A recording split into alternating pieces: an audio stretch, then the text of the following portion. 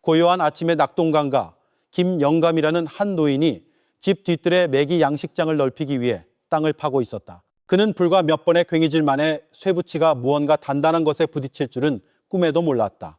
처음에는 돌인 줄 알았지만 진흙 아래에는 무거운 나무 괴짝이 묻혀 있었다. 그 괴짝이 땅 위로 들어 올려지자 동네 사람들이 하나둘 모여들었다. 경찰까지 불렀다. 하지만 낡은 괴짝이 열렸을 때 그 안에 있는 것을 보고 모두가 침묵에 잠겼고 경찰마저 경악을 금치 못했다. 그 안에는 어떤 비밀이 묻혀 있었을까? 진실을 찾아 떠나는 단편 소설 365의 여정에 함께 하시려면 이 채널을 구독하고 알림 설정을 켜는 것을 잊지 마세요. 경상북도 푸른 들판의 한가운데 낙동강 기슭에 청계마을이라는 작은 마을이 있었다. 이 마을은 결코 한적한 적이 없었다. 멀리서 보면 끝없이 펼쳐진 논밭과 잠들지 않는 강줄기 사이에 찍힌 작은 점처럼 보였지만 말이다. 아침은 언제나 다구는 소리, 나무 부엌에서 된장찌개 끓는 구수한 냄새, 그리고 흙길을 뛰어다니는 아이들의 자지러지는 웃음소리로 시작되었다. 청계마을은 부유한 마을은 아니었지만 그곳의 모든 사람들은 마음의 풍요를 지니고 서로 화목하게 지내며 대대로 내려오는 오랜 전통을 지켰다. 하지만 그 모든 평온은 지극히 평범해 보이던 어느 날 아침 서서히 금이 가기 시작했다. 그 아침은 청계마을의 얼굴을 영원히 바꿔놓을 것이었다. 이제 황혼기에 접어든 김영감은 평소보다 일찍 잠에서 깼다. 그의 낡은 시골집은 마을 변두리에 조용히 서 있었고 오래된 감나무와 바람에 부드럽게 흔들리는 대나무 숲에 둘러싸여 있었다. 그가 혼자 산 지는 벌써 7년이 되었다. 아내가 병으로 세상을 떠난 후부터였다. 자식도 가까운 친척도 없었다. 그의 하루는 작은 텃밭과 메기 양식장, 그리고 젊을 때부터 습관이 된 소박한 일과로 채워졌다. 김영감은 다정했지만 과묵하기로 유명했다. 꼭 필요한 일이 아니면 동네 구멍가게에도 잘 가지 않았다. 툇마루에 앉아 수많은 옛 기억을 실어 나르는 강물을 하염없이 바라보는 것을 더 좋아했다. 마을은 크게 변한 것이 없었다. 매년 가뭄이 들면 강물이 줄고 땅이 마르며 공기는 해질녘까지 후텁지근했다. 집 뒤뜰 양식장의 메기들이 평소보다 많아 보였다. 그는 양식장을 넓히기로 결심했다. 올해 수확이 더 좋아서 다가오는 명절에 이웃들과 나눌 수 있기를 바랐다. 밀짚 모자를 쓰고 괭이를 든 채 김영감은 천천히 집 뒤로 걸어갔다. 더위로 인해 단단하게 굳고 갈라진 땅 표면을 바라보며 그는 천천히 땅을 파기 시작했다. 괭이가 흙을 내리치는 소리, 나무 위 새들의 지저김, 그리고 신선한 흙냄새가 그 아침의 교향곡 일부가 된 듯했다. 그의 괭이가 갑자기 무언가 단단한 것에 부딪혔을 때 느낀 이상한 진동을 제외하고는 특별한 것이 없었다. 처음에는 큰 돌이나 나무뿌리라고 생각했지만 몇 번 더 시도하자 무겁고 이질적인 쇠소리가 들렸다. 김영감의 관자놀이에서 땀이 흐르기 시작했다. 그는 어르신들의 옛날 이야기처럼 일제강점기 유물이라도 발견하길 바라며 조심스럽게 땅을 팠다. 하지만 진흙 속에서 서서히 모습을 드러낸 것은 검은 흙으로 뒤덮인 낡고 부서지기 쉬운 나무 괴짝의 한쪽 모서리였고 오래전에 묻힌 듯한 녹슨 쇠붙이 자국이 보였다. 김영감은 마른 침을 삼켰다. 심장이 평소보다 빠르게 뛰었다. 그는 옆집 박씨를 불렀다. 박씨, 이리 좀 와보게. 양식장에서 이상한 걸 발견했네. 김영감의 목소리는 낮았지만 호기심을 자극하기에 충분했다. 오랜 시간이 걸리지 않아 몇몇 이웃들이 모여들었다. 마을의 소식통인 최 할머니도 있었고 호기심 많은 젊은이들도 몇 명 있었다. 심지어 녹화를 하려고 휴대폰을 들고 온 사람도 있었다. 모두가 놀라운 것을 보게 되리라 기대했다. 그들은 괴짝 안에 금 하나 잃어버린 오래된 갑오가 들어있을 것이라고 상상했다. 그러나 왁자지껄하던 분위기는 나무 괴짝이 마침내 땅 위로 들어 올려졌을 때 갑자기 조용해졌다. 아무도 먼저 열려고 하지 않았다. 숨막히는 진흙 냄새, 뜨거운 공기, 그리고 경계심 가득한 시선들이 낡은 괴짝을 둘러쌌다. 마침내 김영감과 박씨가 천천히 뚜껑을 열었다. 갑자기 모든 것이 얼어붙었다. 괴짝 안에는 웅크린 자세의 인간 유골이 누워 있었고 뼈에는 몇 조각의 흰 천이 아직 붙어 있었으며 헝클어지고 아직 진흙에 젖은 긴 검은 머리카락이 있었다. 뼈들 사이에는 이미 부러진 은팔찌 하나가 놓여 있었다. 아무 소리도 들리지 않았다. 평소 수다스럽던 최 할머니는 이제 그저 흐느낄 뿐이었다. 한 젊은이가 떨리는 손으로 휴대폰을 꺼내 이장에게 전화했다. 그의 목소리는 쉬어 있었다. 이장님, 김영감님, 댁 양식장에서 시신이 나왔어요. 이건 장난이 아닙니다, 세상에. 몇몇 젊은이들은 뒷걸음질 쳤고 일부는 속삭였으며 강 쪽을 멍하니 바라보는 사람도 있었다. 마치 방금 본 것을 믿을 수 없다는 듯이. 얼마 지나지 않아 경찰 라인이 양식장 주변을 둘러쌌다. 대구에서 온 경찰관들이 장비와 카메라를 들고 도착하여 발견된 괴짝과 유골의 구석구석을 기록했다. 마을 사람들은 멀리서 지켜보았다. 어떤 이는 천으로 얼굴을 가렸고 어떤 이는 마음속으로 기도했다. 혹시나 원혼이 자신들의 밤을 괴롭힐까 두려워하며 김영감은 집 툇마루의 낡은 의자에 힘없이 앉아 있었다. 그의 눈은 이제 온 마을의 관심사가 된 괴짝을 멍하니 바라보았다. 그는 몇 번이고 중얼거렸다. 나는 몰랐어. 그저 양식장을 파고 싶었을 뿐인데 왜 하필 내 땅에서 수사가 시작되었다. 아무도 그날 아침의 발견이 수많은 이름과 오래된 이야기를 평온해 보였던 낙동강가로 다시 끌어올릴 줄은 몰랐다. 동네 구멍가게에서나 정자나무 아래에서나 심지어 마당에서 쌀을 찢는 아주머니들 사이에서도 김영감의 땅에 수년간 묻혀있던 낡은 괴짝보다 더 뜨거운 화제는 없었다. 김영감 자신은 집 밖으로 나갈 엄두를 거의 내지 못했다. 그날 아침 이후 그의 삶은 극적으로 변했다. 평소 툇마루에 편안히 앉아있던 그는 이제 문을 일찍 닫았다. 그저 궁금해서 묻거나 대나무 울타리 너머로 엿보기 위해 찾아오는 이웃들의 이상한 시선이 두려웠기 때문이다. 밤에는 종종 식은땀을 흘리며 잠에서 깼고 만약 모든 사람이 끔찍한 사건에 자신이 연루되었다고 손가락질하기 시작하면 어쩌나 하는 생각에 잠겼다. 충격을 받은 것은 김영감뿐만이 아니었다. 마을 주민 전체가 마치 재앙이 그들을 덮친 것처럼 느꼈다.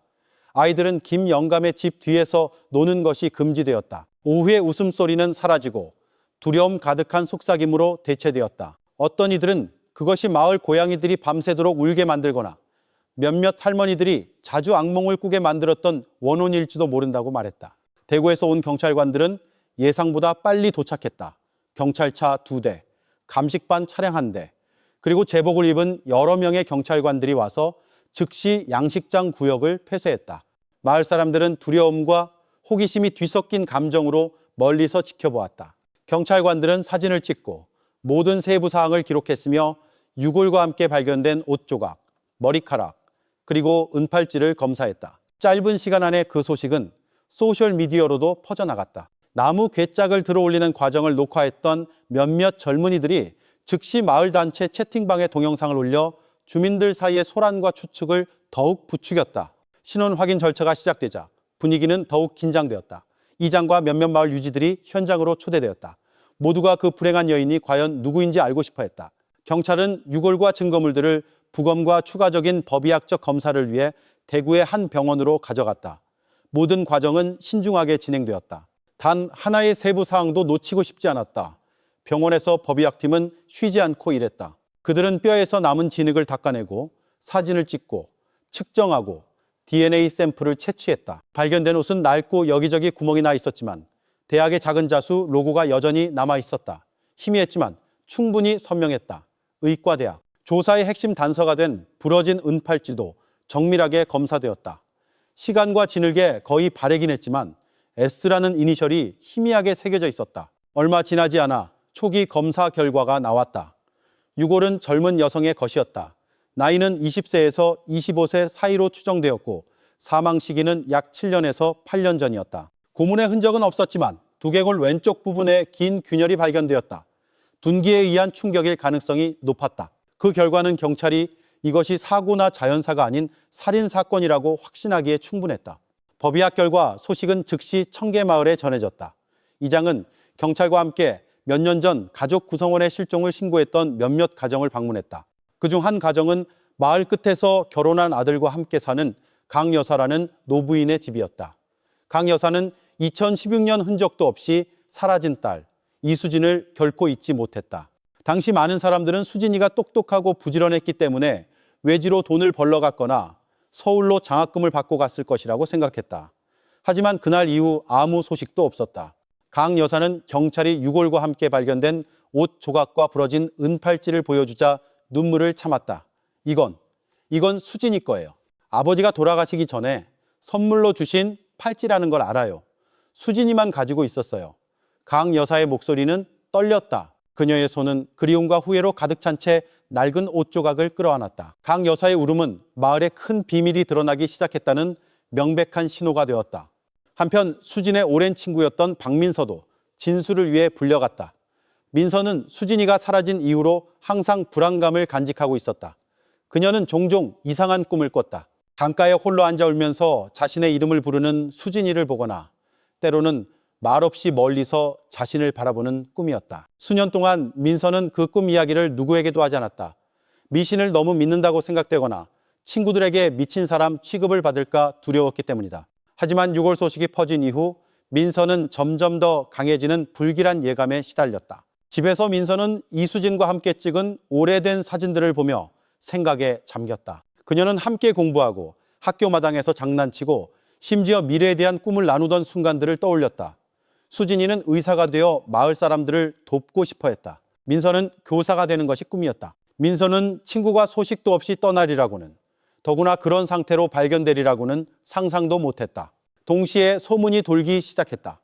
어떤 이들은 수진이가 사라지기 전에 대학 앞에서 한 젊은 남자와 다투는 것을 봤다고 말했다. 또 다른 이들은 수진이가 모르는 누군가에게 감시당하는 것 같다며 자주 불평했고, 심지어 의문의 협박 편지를 받은 적도 있다고 기억했다. 하지만 당시에는 그 모든 이야기가 대학에 갓 입학한 10대의 푸념으로만 여겨졌다. 모든 주민이 각자의 집으로 돌아간 후의 밤, 마을 분위기는 평소보다 훨씬 더 고요하게 느껴졌다. 집집마다 불이 일찍 켜지고 문은 단단히 잠겼다. 집 밖의 귀뚜라미와 개구리 소리마저 무서운 비밀의 속삭임처럼 들렸다. 괴담을 즐겨하던 최 할머니는 몇 년 전에 이상한 사건을 다시 떠올리기 시작했다. 그녀는 동네 고양이들이 김영감의 양식장 근처에 모여 시끄럽게 울며 작은 발로 땅을 파는 것을 본 적이 있었다. 그때는 쥐를 쫓는 줄 알았지. 세상에 그 아래에 그런 큰 비밀이 있을 줄이야. 그녀가 몇몇 이웃 아주머니들과 이야기하며 나지막이 말했다. 어른들뿐만 아니라 젊은이들도 궁금해하며 소셜미디어와 단체 채팅방을 뒤져 이수진과 관계가 있었던 사람들을 찾아 나섰다. 그 속삭임들 사이에서 최민준이라는 이름이 떠올랐다. 의과대학 시절 수진의 전 남자친구였다. 민준은 조용하고 내성적인 것으로 알려져 있었다. 그는 오래전에 마을을 떠나 대구의 한 병원에서 간호사로 일하고 있었다. 어떤 이들은 수진이가 사라진 후 민준이 더 우울해지고 집에 잘 오지 않았다고 말했다. 몇몇 사람들은 민준이 무언가를 숨기고 있거나 보이는 것보다 더 많은 것을 알고 있을지도 모른다고 추측했다. 경찰은 최민준을 불러 조사를 시작했다. 민준은 긴장된 얼굴로 왔고 수진과의 마지막 날들에 대해 이야기할 때 그의 눈은 붉었고 손은 계속 떨렸다. 그는 심하게 다툰 적이 있다고 인정했지만 수진이가 어디로 갔는지는 모른다고 했다. 그 후로는 정말 몰라요, 형사님. 우린 사소한 일로 다투었을 뿐이에요. 그 후로는 수진이를 다시 보지 못했어요. 민준이 수사관 앞에서 나지막이 말했다. 경찰이 계속해서 사실을 파헤치는 동안 마을 사람들은 이 사건이 생각보다 간단하지 않다는 것을 느끼기 시작했다. 모든 이야기, 모든 기억, 그리고 민서의 모든 악몽이 마치 흩어져 있던 과거의 퍼즐 조각들을 하나로 맞추는 것 같았다. 심지어 그저 평범한 늙은 농부였던 김영감마저 의심의 눈초리를 피할 수 없었다. 어떤 이들은 왜 그가 자신의 양식장에 괴짝이 있는 것을 몰랐는지 묻기 시작했다. 혹시 그가 무언가를 숨기고 있었던 것은 아닐까? 청계마을의 긴 밤들은 이제 불안과 죄책감으로 가득 찼다. 모든 사람이 수진이가 사라진 날들을 다시 떠올리기 시작했다. 어떤 이는 이상한 것을 본 것 같았지만 말할 용기가 없었다고 느꼈다. 어떤 이는 충분히 신경 쓰지 않았다는 죄책감을 느꼈다. 하나씩 그동안 묻혀있던 비밀들이 그들의 마음을 괴롭히기 시작했다. 청계마을은 더 이상 강가의 작은 마을이 아니었다. 그곳은 삶과 죽음, 그리고 과거의 죄를 속죄하는 거대한 무대가 되었다. 김영감은 혼자서 이제 텅 빈 양식장을 바라보았다. 그는 이제 자신의 삶이 결코 예전 같지 않을 것임을 알았다. 그의 마음속에서 밤새 흐르는 낙동강 소리는 마치 정의를, 진실이 마침내 세상에 알려지기를 바라는 이수진의 가냘픈 속삭임처럼 들렸다. 청계 마을의 아침은 이제 다르게 느껴졌다. 새소리가 더 작게 들리거나 아이들이 더 이상 강가에서 놀지 않기 때문만은 아니었다. 모든 사람이 가슴에 불안 덩어리를 안고 있었기 때문이었다. 마치 낙동강 수면 위에 걸린 옅은 안개처럼 두려움과 알고자 하는 욕구가 하나로 뒤섞여온 마을을 뒤덮었다. 모두가 이 미스터리의 해답이 자신들의 삶을 영원히 바꿀 것임을 알고 있었다. 대구와 군에서 온 경찰들은 이제 거의 매일 마을에서 일했다. 김영감의 집 앞에 주차된 관용차는 이미 일상적인 풍경이 되었다. 단정한 옷차림의 수사관들이 주민들의 집을 드나들며 묻고 기록하고 단서가 될 만한 모든 것을 촬영했다. 어떤 이는 두려워했고 어떤 이는 흥미로워했으며 어떤 이는 이 소동에 지쳐가기 시작했다. 하지만 이수진의 가족에게는 이 모든 것이 다시 벌어진 오래된 상처의 시작에 불과했다. 강 여사는 경찰이 옷 조각과 은팔찌를 집으로 가져온 그날 밤 이후로 거의 잠을 이루지 못했다. 그녀는 거실에 걸린 수진의 사진 앞에서 몇 시간씩 앉아 있었다. 그녀의 머릿속에는 딸에 대한 기억이 번갈아 떠올랐다. 어릴 적 수진의 웃음, 밤늦게까지 공부하던 그녀의 열정, 그리고 수진이가 대구로 떠나기 전 마지막으로 나눴던 대화까지. 그때 수진이는 말했다. 엄마, 저 의사 돼서 돌아올 거예요. 마을 사람들 돕고 싶어요. 강 여사는 그 말을 떠올릴 때마다 소리 없이 눈물을 흘렸다. 죄책감이 강 여사를 괴롭혔다. 그녀는 수진이가 사라지기 전에 변화를 더 주의 깊게 살피지 않은 자신을 탓했다. 수진이가 불안해하거나 밥을 먹지 않거나 부엌에서 혼자 갑자기 울던 밤들이 있었다. 그저 대학 스트레스인 줄 알았지. 강 여사가 어느 날 밤 며느리에게 속삭였다. 그 애가 그렇게 큰 짐을 지고 있었을 줄 누가 알았겠어. 한편 박민서 역시 점점 짙어지는 불안감에 휩싸였다. 괴짝이 발견된 이후로 수진이에 대한 꿈은 더 자주 찾아왔다. 때로는 너무나 생생해서 숨이 차오르며 잠에서 깨기도 했다. 어느 날 밤 민서는 강가를 걷는 꿈을 꾸었다. 그녀는 수진이가 큰 나무 아래 서서 멍한 표정으로 물을 바라보는 것을 보았다. 민서가 다가가자 수진이가 속삭였다. 민서야, 나 추워. 무서워. 저 사람들한테 말해줘. 침묵하지 마. 민서는 몸을 떨며 잠에서 깼고 등은 땀으로 흠뻑 젖어 있었다. 그녀는 이불 속에서 오랫동안 울었다. 무언가 해야만 할 것 같았지만 어디서부터 시작해야 할지 몰랐다. 한편 경찰 수사는 수진이가 사라지기 전 그녀와 가까웠던 몇몇 인물로 좁혀지기 시작했다. 그중 한 명은 물론 최민준이었다. 민준은 지친 얼굴로 경찰서에 출두했다. 그의 몸은 대학 시절보다 더 말라 보였다. 그는 모든 질문에 차분하게 대답했지만 그의 눈빛은 불안감을 드러냈다. 경찰은 그와 수진이의 마지막 관계, 몇몇 친구들이 들었던 다툼, 그리고 수진이가 사라졌을 때 무엇을 했는지에 대해 물었다. 민준은 개인적인 문제로 수진이와 심하게 다툰 적이 있다고 인정했다. 그는 질투심을 느꼈고 수진이가 캠퍼스의 남자친구들, 특히 약간 거칠고 수업 외 시간에 어울리기 좋아하는 강지훈이라는 남자와 너무 가깝다고 느꼈다. 다툰 후에 저는 캠퍼스를 떠났어요. 수진이가 어디로 갔는지는 몰라요. 정말로 몰라요. 민준이 나지막이 말했다. 그는 수진이가 사라진 날들의 대구 보건소에서의 실습 일정을 보여주며 자신이 현장에 없었음을 증명하려 했다. 하지만 경찰은 여전히 의심했다. 그들은 수진이가 마지막으로 캠퍼스에서 목격된 바로 그날 민준이 휴가를 냈다는 기록을 발견했다. 그들은 또한 그날 밤 민준이 한 여자를 하숙집까지 태워다 주는 것을 본 목격자를 찾았다. 그러나 더 조사해 본 결과 민준을 수진의 죽음과 연결할 물리적 증거는 없었다.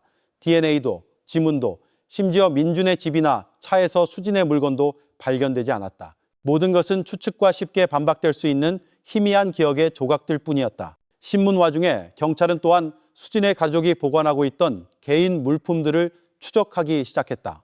강 여사 댁 다락방의 작은 상자 안에서 그들은 누렇게 변한 수진의 일기장을 발견했다. 그 책은 단정한 필체로 가득 차 있었다. 몇몇 페이지는 찢어지거나 발해 있었다. 대학생활, 친구들, 그리고 미래의 꿈에 대한 일상적인 기록들 사이에 수사관들을 오랫동안 침묵하게 만든 몇 페이지가 있었다. 수진이는 자신이 느끼는 두려움, 자신을 몰래 따라다니는 누군가, 받은 협박 편지, 그리고 주변에 무언가 잘못되었다는 느낌에 대해 썼다. 마지막 페이지 중 하나에 수진이는 이렇게 썼다. 만약 내가 사라지면 강가에서 나를 찾아줘. 무섭지만 진실을 원해. 그 일기장은 수사의 전환점이 되었다. 경찰은 민서를 포함한 모든 가까운 친구들에게 묻기 시작했다. 민서는 마침내 용기를 내어 모든 꿈과 예감에 대해 이야기했다. 그녀는 수진이와의 마지막 만남, 수진이가 캠퍼스 밖에서 자주 기다리던 누군가에 대한 걱정, 그리고 수진이가 사라지기 전 민서가 잠시 빌렸던 은팔찌에 대해 이야기했다. 사라지기 전날 밤에 그 팔찌를 돌려줬어요. 아직도 기억나요. 그 애가 말했어요. 이거 아무한테도 빌려주지 마, 민서야. 이건 아버지 선물이야. 항상 가지고 다니고 싶어. 민서가 눈물을 글썽이며 말했다. 동시에 강지훈이라는 인물에 대한 소문이 강해지기 시작했다. 지훈은 이웃 마을에서 온 전학생이었다. 그는 청계마을의 먼 친척 집에 잠시 머물렀고 김영감의 울타리를 수리하고 밭을 청소하는 것을 포함해 잡다한 일을 자주 하는 것으로 알려져 있었다. 많은 사람들이 지훈을 착한 아이라고 생각했다. 비록 약간 신비롭고 자신의 가족에 대해 거의 이야기하지 않았지만, 그러나 최근 경찰은 지훈이 몇 년 전부터 마을을 떠났다는 것을 발견했다. 소식도 없이 이웃 중 한 명인 박 씨는 지훈에 대한 이상한 점을 기억해냈다. 예전에는 저녁 때 큰 자루를 자주 들고 다녔어요. 고물을 모으는 거라고 했죠. 하지만 어느 날 밤 그가 김영감님 댁에 큰 무언가를 가지고 왔다가 서둘러 가는 걸 봤어요. 그게 뭔지는 모르겠지만 그 후로는 그를 거의 보지 못했어요. 박 씨가 진술할 때 말했다. 경찰은 지훈의 흔적을 찾기 시작했다. 그들은 그의 이력을 추적하고 대학에서 자료를 요청했으며 몇몇 옛 지인들에게 연락했다. 알고 보니 지훈은 대학에서도 문제가 있었다. 위반 혐의로 불려간 적이 있었지만 증명된 적은 없었다. 소셜미디어에서 지훈은 오랫동안 활동이 없었다. 몇몇 친구들은 심지어 그가 지금 어디 사는지도 몰랐다. 점점 더 복잡해지는 수사 속에서 마을 사람들은 예전에 무시했던 예감들에 대해 용감하게 이야기하기 시작했다. 최 할머니는 수진이가 사라지기 며칠 전 김영감의 집 뒤를 서성이는 지훈을 본 적이 있다고 인정했다. 마을 아이들도 밤에 양식장가에서 이상한 소리와 움직이는 그림자에 대해 이야기한 적이 있었다. 그러나 당시에는 그 모든 이야기가 그저 스쳐 지나가는 말로 여겨졌다. 지금까지는 아무도 진정으로 믿지 않았다. 그동안 자신을 억제하려 했었던 김영감은 마침내 이장에게 말했다. 저는 제 양식장에 괴짝이 있는 줄 전혀 몰랐습니다. 이장님, 하지만 그때 지훈이가 밭에서 자주 도와줬던 건 기억나요. 가끔은 밤늦게 돌아가기도 하고 가끔은 아침 일찍 오기도 했죠. 그저 아르바이트를 구하는 젊은이라고 생각했어요. 이장은 고개를 끄덕였고 그의 얼굴은 근심으로 가득했다. 그는 이 사건이 청계마을 같은 작은 마을의 역량을 넘어섰다는 것을 알았다. 이제 모든 것은 경찰과 기적에 달려 있었다. 과연 그들이 진흙 속에 깊이 묻힌 미스터리의 엉킨 실타래를 풀 수 있을까? 그날 밤 마을 회관에서 추모식이 열렸다. 모든 주민이 모여 수진의 영혼을 위해 기도했다. 살아남은 이들을 위한 보호와 인도를 간청했다. 민서는 방구석에 앉아 바람에 흔들리는 작은 촛불들을 바라보았다. 그녀의 마음속에서 수진의 목소리는 여전히 진실이 강물과 함께 가라앉지 않기를 바라는 것처럼 들렸다. 그리고 밖에서는 이제 옅은 안개에 휩싸인 낙동강가에서 미스터리가 더욱 짙어지고 있었다. 강지훈은 대체 누구인가? 최민주는 무엇을 숨기고 있는가? 그리고 왜 마을 사람들은 그동안 그렇게 많은 징후들을 무시했을까? 수사관들의 작은 발걸음은 이제 청계마을의 모든 사람들에게 큰 희망이 되었다. 정의가 아무리 험난한 길이라도 결국에는 도착할 것이라는 희망. 청계마을 회관에서 추모식이 열린 지 며칠이 지났다. 삶은 느리게 흘러갔지만 그 침묵 뒤에서는 불안의 맥박이 오히려 더 강하게 느껴졌다. 주민들은 더 이상 수확 소식이나 시장의 쌀값에 대해 이야기하지 않았다. 대신 강지훈이 과연 누구이며 그동안 무엇을 숨겨왔는지에 대해 이야기했다. 대구 경찰서에서 수사가 결정적인 단계에 이르렀고 이번에는 모든 관심이 이수진의 유골과 함께 발견된 은팔찌에 쏠려 있다는 것을 아는 사람은 거의 없었다. 그날 아침 동네 구멍가게의 라디오에서 청계마을 사건의 진전에 대한 뉴스가 흘러나왔다. 마을 남자들은 조용히 들었고 강지훈의 이름이 언급될 때마다 각자 숨을 죽였다. 보통 치부를 감추는 사회에서 자기 마을 주민의 이름이 지방 라디오에서 거론되는 것은 큰 충격이었다. 그동안 자신을 억제하려 했었던 김영감마저 가슴이 더욱 무거워지는 것을 느꼈다. 한편 대구의 법의학팀은 열심히 일했다. 유골, 남은 머리카락, 그리고 가장 흥미롭게도 은팔찌의 홈에 묻어있던 작은 말은 핏자국의 DNA를 비교했다. 그동안 단순한 감상적인 기념품으로만 여겨졌던 작은 장신구가 이 사건의 가장 중요한 비밀의 열쇠를 쥐고 있을 줄은 아무도 예상하지 못했다. 실험실 검사 결과 이수진의 DNA 외에 최민준과 일치하지 않는 다른 남성의 DNA가 존재한다는 것이 밝혀졌다. 그 결과 수사관들은 강지훈에게 완전히 초점을 맞추게 되었다. 하지만 지훈을 찾는 것은 쉬운 일이 아니었다. 마을에서 사라진 후 지훈의 흔적은 마치 땅속으로 꺼진 듯했다. 몇몇 마을 주민들은 마지막으로 지훈을 본 것이 약 3년 전, 그가 명절 전에 김영감의 집을 수리하는 것을 도왔을 때라고 말했다. 그 이후로는 아무도 그가 어디로 갔는지 제대로 알지 못했다. 경찰은 인근 몇몇 도시에 정보를 배포하고 임시직 노동자 데이터를 추적했으며 심지어 경상북도 몇몇 지역의 이장들에게 도움을 요청했다. 단서가 나올 때마다 희망이 솟아나는 듯했지만 이내 다시 실망으로 떨어졌다. 그 막다른 골목에서 대구의 한 국밥집 주인의 작은 정보가 수사관의 책상에 도착했다. 형사님, 저 그 지훈이라는 친구 알아요. 몇 달 전에 여기서 자주 밥 먹었어요. 건설 현장에서 일한다고 했는데 갑자기 사라졌어요. 낡은 모자를 즐겨 썼고 말수가 적고 조용한 사람이었어요. 그 주인은 지훈이 잠시 빌렸던 휴대폰 번호를 건넸다. 그 번호를 통해 경찰은 통화 기록을 추적했고 마지막 위치인 포항 외곽의 작은 월세방을 찾아냈다. 한편 박민서는 계속해서 이상한 꿈에 시달렸다. 어느 날 밤 그녀는 대나무 숲 한가운데 있는 꿈을 꾸었다. 수진이가 자신의 이름을 부르는 소리를 들었지만 그 소리는 마치 젖은 땅 속에서 들려오는 것 같았다. 잠에서 깼을 때 민서는 몹시 불안했다. 그녀는 마침내 용기를 내어 강 여사의 집을 찾아가 이야기했다. 아주머니, 죄송해요. 왜 자꾸 수진이 꿈을 꾸는지 모르겠어요. 예전에는 그냥 제 느낌인 줄 알고 죄책감을 느꼈어요. 하지만 이제는 수진이가 정말로 말하고 싶어 한다는 걸 확신해요. 아직 끝나지 않은 무언가가 있어요. 민서가 떨리는 목소리로 말했다. 강 여사는 민서를 오랫동안 안아주었다. 그들의 눈물이 섞여 그동안 묻어두었던 모든 후회를 쏟아냈다. 김 영감도 점점 더 압박감을 느꼈다. 그는 추가 진술을 위해 경찰에 몇 번이나 불려갔다. 그를 가리키는 증거는 하나도 없었지만 주민들의 비난의 그림자는 현실처럼 느껴졌다. 구멍가게에서 속삭이는 소리가 들렸다. 김 영감이 예전부터 알고 있었던 거 아닐까? 어떤 이들은 그와 눈을 마주치는 것을 피했다. 마치 문제에 휩쓸릴까 두려워하는 듯했다. 오직 충실한 이웃인 박시만이 김 영감의 어깨를 두드리며 용기를 주었다. 참깨 김 영감, 하느님은 누가 옳고 그른지 아실 걸세. 사람들 말 듣지 말게나. 수사는 경찰이 포항에서 강지훈의 소재를 추적하는 데 성공하면서 더욱 좁혀졌다. 길가에 소박한 월세방에서 지훈은 가명을 쓰며 건설 노동자로 일하고 있는 것이 발견되었다. 그는 더 말랐고 머리는 더 길었으며 그의 눈빛은 항상 낯선 사람을 피했다. 경찰이 들이닥쳤을 때 지훈은 도망치려 했지만 결국 별다른 저항 없이 체포되었다. 경찰서에서 지훈은 침묵을 지켰다. 처음에는 이수진을 안다고 부인했다. 하지만 경찰이 은팔찌 사진과 DNA 검사 결과를 보여주자 지훈의 얼굴은 창백해졌다. 그가 떨기 시작하기까지는 오랜 시간이 걸리지 않았다. 식은땀이 그의 관자놀이를 타고 흘렀다. 나지막한 목소리로 그는 마침내 자백했다. 제가 그런 뜻은 아니었어요. 그저 무서웠을 뿐이에요. 지훈의 자백은 수사에 새로운 장을 열었다. 그는 예전에 청계마을로 막 이사 왔을 때 대학 행사에서 민서를 통해 수진이를 알게 되었다고 이야기했다. 처음에는 평범한 친구 사이였지만 시간이 지나면서 지훈은 수진에게 마음을 품게 되었다. 하지만 수진이는 친구 이상의 관계로 응답하지 않았다.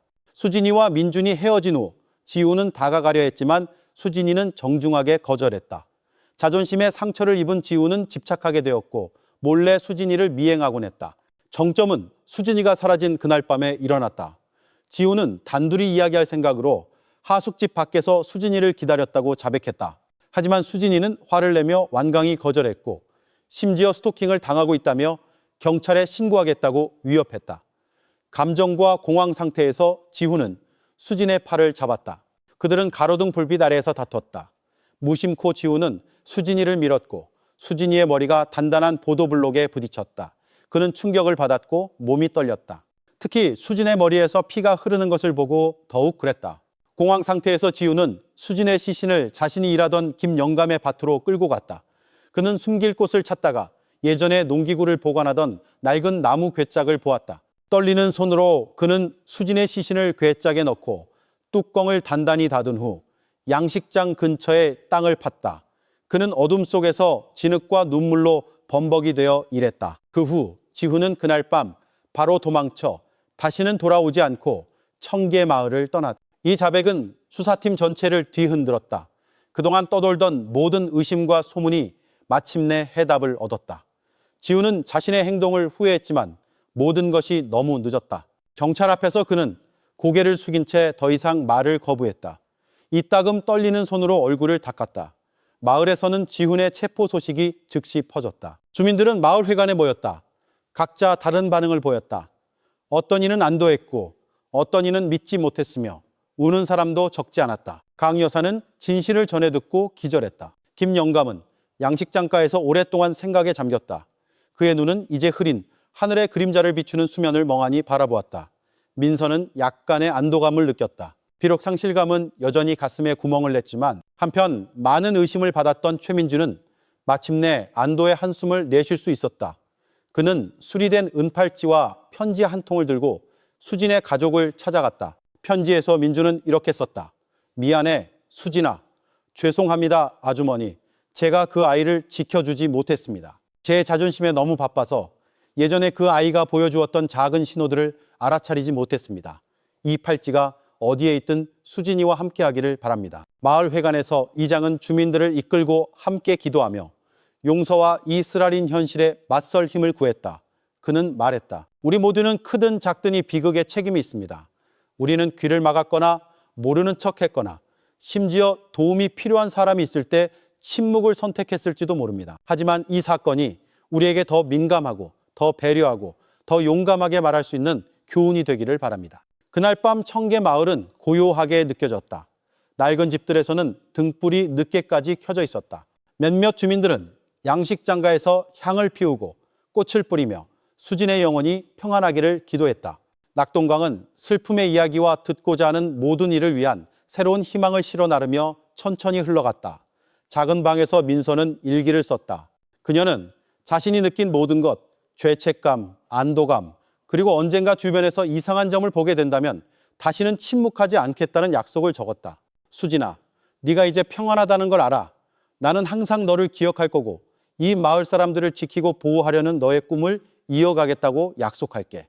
그리고 밖에서는 서글픈 달빛 아래 낙동강이 여전히 흐르며 그동안 묻혀있던 비밀들과 청계 마을 사람들의 마음속에 새롭게 자라나기 시작한 용기의 말없는 증인이 되었다. 강지훈의 자백과 그가 주범으로 확정된 이후 청계 마을은 즉시 예전으로 돌아가지 않았다. 오히려 폭풍이 지나간 후의 고요함 속에서 모든 집, 모든 마음, 그리고 마을의 모든 구석이 무거운 질문으로 가득 찼다. 그들은 진정으로 무엇을 잃었으며 상처가 그렇게 깊을 때 어떻게 다시 시작할 수 있을까? 마을 회관에서는 거의 매일 밤 이장과 몇몇 마을 유지들이 작은 모임을 가졌다.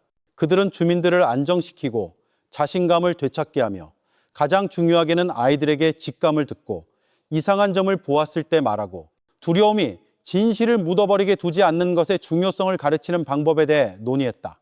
그 모든 모임에서 때때로 울음소리가 들렸지만 항상 포옹과 함께하는 기도로 끝났다. 그동안 의심과 외로움을 견뎌냈던 김 영감은 서서히 일어서기 시작했다. 그는 밭으로 돌아가 예전에 수진의 괴짝이 묻혔던 양식장가에 새로운 나무를 심었다. 어느 날 아침 이웃 박 씨와 몇몇 마을 젊은이들의 도움을 받아 김 영감은 강돌로 작은 추모비를 만들었다. 그 위에 그는 들꽃을 놓았다. 이것은 비극을 기리기 위함이 아닐세. 그가 참석한 모든 이에게 말했다. 우리가 결코 눈과 마음을 감지 않도록 상기시키기 위함일세. 강 여사는 힘든 나날을 보냈지만 그녀의 눈물 속에는 새로운 안도감이 있었다. 기도가 끝날 때마다 그녀는 항상 수진이를 위해 기도했다. 더 이상 후회로 가득 찬 눈물이 아니라 딸의 영혼이 하느님 곁에서 받아들여지고 가족의 죄가 용서받기를 바라는 희망으로 민서는 자주 그녀를 찾아가 집 청소를 돕고 때로는 함께 조용히 앉아 수진이에 대한 추억, 강가에서의 어린 시절, 그리고 이제 기억 속에서 메아리칠 뿐인 웃음소리에 대해 이야기했다. 마을 묘지에서 정식으로 제한장식이 치러진 후 청계 마을의 밤들은 다시 기도의 소리로 물들었다. 마을 어르신들은 낙동강가에서 고사를 지내고 꽃을 뿌리며 수진의 영혼을 위로하고 온 마을 주민의 안녕을 기원하는 경전을 읽었다. 한 어르신이 꽃을 뿌리는 아이들에게 속삭였다. 낙동강은 결코 잊지 않는단다. 우리의 모든 눈물과 웃음의 증인이 되지 과거의 이야기를 미래로 실어 나른단다. 마을에서는 7일 밤낮으로 추모제를 열었다. 수진이뿐만 아니라 외로움을 느꼈거나 무시당했거나 혼자 두려움을 품었던 모든 일을 위해서였다. 마지막 날 밤 이장은 모든 주민을 마을 회관에 둥글게 앉아 민서가 수진이와 함께 꾼 꿈들에 대한 이야기를 듣게 했다. 그녀의 목소리는 차분했지만 감정이 가득했다. 수진이는 제게 진실을 말하는 것을 두려워하지 말고 주변을 돌보고 상처가 너무 깊더라도 누구든 용서하라고 가르쳐 주었어요. 민서의 이야기는 많은 사람의 마음을 울렸다. 어떤 아주머니들은 마침내 자신의 경험, 상실, 무시했던 예감, 그리고 마침내 힘으로 변한 죄책감에 대해 용감하게 이야기했다. 예전에는 놀기만 알았던 젊은이들은 이제 세상이 항상 동화처럼 아름답지만은 않지만 진실과 용기는 항상 싸울 가치가 있다는 것을 이해했다. 오랫동안 틀어박혀 있던 최민준도 추모제에 참석했다. 그는 방구석에 앉아 고개를 숙이고 있었고 행사가 끝난 후 수진의 가족에게 다가가 떨리는 목소리로 모든 오해, 과거의 이기심과 무관심에 대해 사과했다. 강 여사는 너그러운 마음으로 민준을 용서했다. 이 모든 것은 운명이었네, 젊은이. 중요한 것은 우리가 과거로부터 배우고 실수를 반복하지 않는 것이지. 김영감 자신도 큰 변화를 겪었다. 예전에는 세상이 자신의 길을 좁혔다고 느꼈지만 이제 매일 아침 양식장 주변을 걸으며 다시 맑아진 물을 바라보고 더 강한 공동체의 일원이 될 두 번째 기회를 주신 것에 감사했다. 그는 마을 아이들에게 채소를 심고 물고기를 돌보고 함께 환경을 지키는 법을 가르치기 시작했다. 과거의 상처를 새로운 희망으로 채우려는 작은 노력이었다. 시간이 흐르고 청계마을은 서서히 삶의 리듬을 되찾았다. 하지만 이수진과 김영감의 양식장에 있던 나무 괴짝의 비밀에 대한 이야기는 결코 완전히 사라지지 않았다.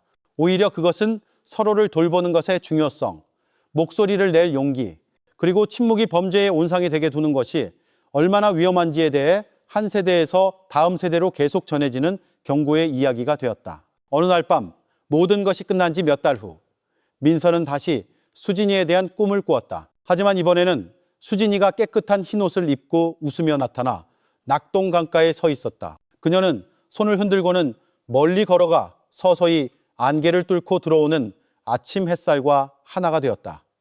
민서는 평화로운 기분으로 잠에서 깼다. 그녀는 친구가 평안을 찾았다는 것을 알았고 그녀 자신도 사랑하는 사람들과 함께 새로운 삶을 시작할 준비가 되었다. 낙동강은 여전히 흐르며 슬픔, 희망, 그리고 결코 꺼지지 않는 사랑의 이야기를 실어날랐다. 그리고 그 강둑을 따라 청계마을은 이전보다 더 경계하고 더 개방적이며 더 용감하게 사는 법을 배웠다. 날이 가고 장마철은 서서히 청계마을의 땅 위에 내리는 첫 이슬비로 바뀌었다. 비는 항상 젖은 흙냄새를 가져왔고 한때 자라났던 모든 것과 때로는 마침내 치유될 기회를 얻은 상처를 상기시켰다. 이수진의 비극 이후 마을 주민들의 심정이 바로 그랬다. 슬픔이 쉽게 사라지지는 않았지만 삶은 그 나름의 방식으로 쓰라린 기억의 잔해들 사이에 서서히 새로운 희망을 심었다. 구멍가게에서의 대화는 바뀌기 시작했다.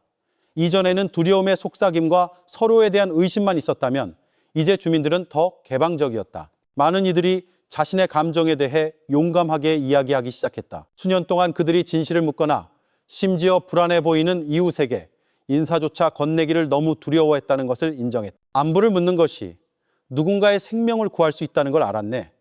어느 날 오후 박 씨가 김영감과 함께 정자나무 아래 앉아 있을 때 말했다. 그들은 부담 없이 이야기하며 과거를 회상하고 미래를 계획했다. 김영감 자신도 큰 변화를 겪었다. 더 이상 문을 닫고 지내지 않았다. 서서히 그는 마을 활동에 다시 참여했고 절에서 돕고 젊은이들에게 농사 기술을 가르쳤으며 때로는 그의 양식장 이야기를 듣고 싶어 다른 마을에서 온 손님들을 맞이했다. 그는 두려움이 상처를 깊게 할 뿐이라는 것을 깨달았다. 하지만 용감하게 열린 마음을 갖는 것은 처음에는 쓰라릴지라도 회복으로 가는 길이었다. 강 여사 댁의 분위기도 변했다. 오랫동안 고요했던 그 집은 이제 꿀안을 배우러 오거나 마당 청소를 돕거나 그저 강 여사에게 이수진의 젊은 시절 이야기를 듣고 싶어 찾아오는 젊은이들의 소리로 자주 채워졌다. 박민서는 이 변화의 주된 원동력이었다. 그녀는 동년배 친구들을 모아 청계 친구들이라는 작은 그룹을 결성했다. 이 그룹은 사회활동뿐만 아니라 외롭거나 이야기 상대가 필요한 마을의 누구에게나 비공식적인 심리적 지원을 제공하는 데에도 중점을 두었다. 매주 그들은 토론을 하고 이야기를 나누며 도움이 필요한 사람의 징후를 인식하는 법을 배웠다. 민서는 항상 상기시켰다. 우리 주변 사람들의 예감이나 작은 변화를 결코 가볍게 여기지 마세요. 때로는 그것이 들리지 않는 도움 요청일 수 있어요. 마을 아이들은 이제 서로의 말을 듣고 쉽게 판단하지 않는 것의 중요성에 대한 새로운 이해를 가지고 성장했다. 어느 날 오후 1000개의 친구들 그룹은 김영감의 양식장 주변에서 마을 대청소를 주최했다. 그들은 지역을 청소하고 새로운 꽃과 나무를 심었으며 여기서 우리는 과거로부터 배웁니다. 여기서 우리는 서로를 지키기로 약속합니다. 라고 쓰인 작은 팻말을 설치했다. 김영감은 민서와 강 여사 옆에 서서 자랑스러움과 감동을 동시에 느꼈다. 예전에 내가 용감하게 말했다면 모든 것이 이렇게까지 되지는 않았을 텐데. 김영감이 나지막이 말했다. 민서는 그의 손을 잡고 대답했다. 영감님, 중요한 것은 지금 우리가 용감해졌다는 거예요. 그것만으로도 충분해요. 이 수진의 이야기는 이제 슬픔에 관한 것만이 아니었다. 그것은 청계 마을의 모든 사람에게 영감이 되었다. 마을의 밤들은 더 이상 불안으로 물들지 않았다. 대신 툇마루에서의 긴 대화, 아이들의 노는 웃음소리, 그리고 이제는 경고이자 지켜야 할 가치에 대한 상기처럼 들리는 오래된 이야기들로 채워졌다. 최 할머니는 매주 수요일 밤에 이야기 들려주는 전통을 되살렸다. 그녀는 진심 어린 기도를 듣고 떠나간 이들에게 메시지를 전하며 살아남은 이들에게 항상 경계하고 정직하라고 상기시키는 낙동강의 전설에 대해 이야기했다. 명절에는 마을에서 강가에서 큰 제사를 지냈다. 모든 주민이 모여 연등을 밝히고 바나나 잎으로 만든 작은 배를 강에 띄웠다. 각각의 배에는 기도와 희망이 담겨 있었다. 이제 더 강인해진 강 여사는 이수진과 소리 없이 사라진 모든 영혼을 위한 기도를 이끌었다. 연등의 반짝임 속에서 한때 슬픔으로 뒤덮였던 얼굴들이 이제 새로운 정신으로 빛났다. 시간이 흐르고 상처는 서서히 사랑, 배려, 그리고 희망으로 덮였다. 낙동강 둑을 따라 새로운 식물들이 자라기 시작했다. 김영감과 친구들이 세운 작은 추모비 주변에는 들꽃이 만발했다. 그곳을 지나는 사람이 있을 때마다 그들은 잠시 고개를 숙였다. 단순히 비극을 기리기 위해서가 아니라 용기와 배려가 한 세대에서 다음 세대로 전해질 수 있는 가장 귀중한 유산이라는 것을 스스로에게 상기시키기 위해서였다. 그리고 바람이 강물 소리를 마을 구석구석으로 실어 나르는 고요한 밤에 청계마을 사람들은 자신들이 훨씬 더 큰 이야기의 일부가 되었음을 알았다. 결코 죽지 않는 희망, 치유될 수 있는 상처, 그리고 낙동강가에서 무슨 일이 일어나든 항상 서로를 지키겠다는 약속에 대한 이야기였다. 장마가 시작되면서 청계마을에는 비가 자주 내렸다. 공기는 더 시원해지고 젖은 나무 잎에는 이슬이 맺혔다. 물에 잠긴 흙냄새는 아침 일찍 논두렁을 걷는 누구에게나 마음을 편안하게 했다. 장마철은 희망의 계절이었고 그해에는 희망이 마치 비극의 상처를 서서히 덮는 들꽃처럼 매우 현실적으로 느껴졌다. 이수진의 비극과 강지훈의 자백 이후 이 마을은 안에서부터 변했다. 더 이상 하루 종일 닫힌 집문은 없었다. 외부에서 손님이 올 때마다 의심 가득한 속삭임도 없었다. 대신 비록 예전과 같지는 않았지만 따뜻함이 서서히 돌아왔다. 어떤 사람들에게는 상처가 결코 완전히 사라지지 않을지도 모른다.